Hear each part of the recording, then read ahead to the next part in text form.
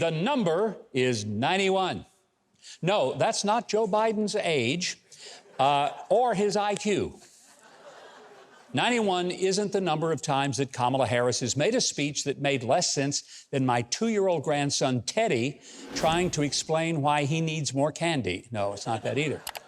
Now, 91 is the number of criminal charges that the new American police state in 4 separate jurisdictions have leveled against former President Donald Trump, who is also the leading Republican candidate by a large margin for the 2024 election.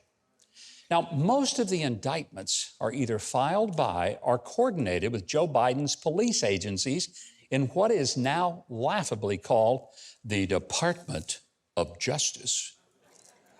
Folks, that's like calling Baskin-Robbins a weight control center or calling Hillary Clinton a sweet little old lady baking cookies and standing by her man.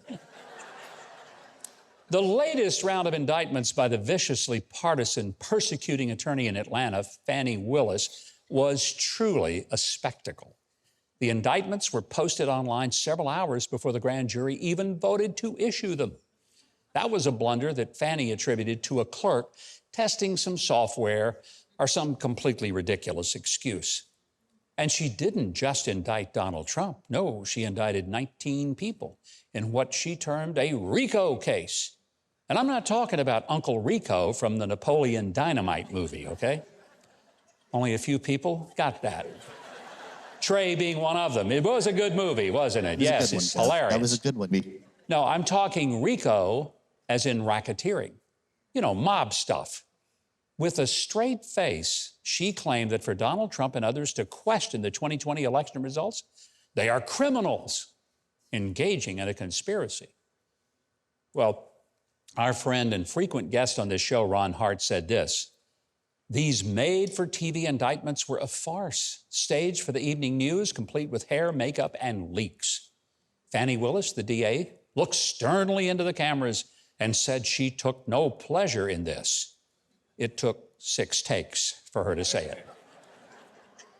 Great work by Ron Hart. Her pal Stacey Abrams not only questions the results of her loss in the 2018 governor's race in Georgia, but repeatedly out and out said she had actually won the election and that it was stolen from her. Same thing Hillary said in 2016. But neither of them are under indictment for anything.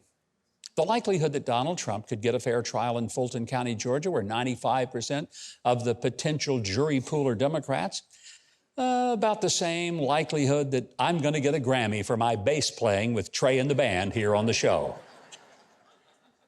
By the way, that wasn't supposed to be that funny. Is this the last of the wave of the criminal charges that are to be filed against Donald Trump? Well, it depends on if new damaging information is about to drop about Joe Biden's profiting off his son's shady business dealings with the Chinese, Russians, and the Ukrainians, among others. What does it have to do with the indictments of Donald Trump?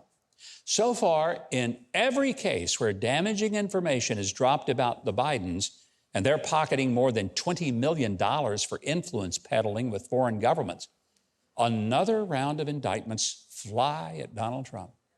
I'm sure the timing is merely coincidental. That's making cynics out of many of us who aren't brain dead and who hold in utter contempt the media for hating Trump so much that they can't even love their country enough to demand that the empowered deep state thugs stop using the power of the police to silence their political enemies and upend the campaigns of their opponents.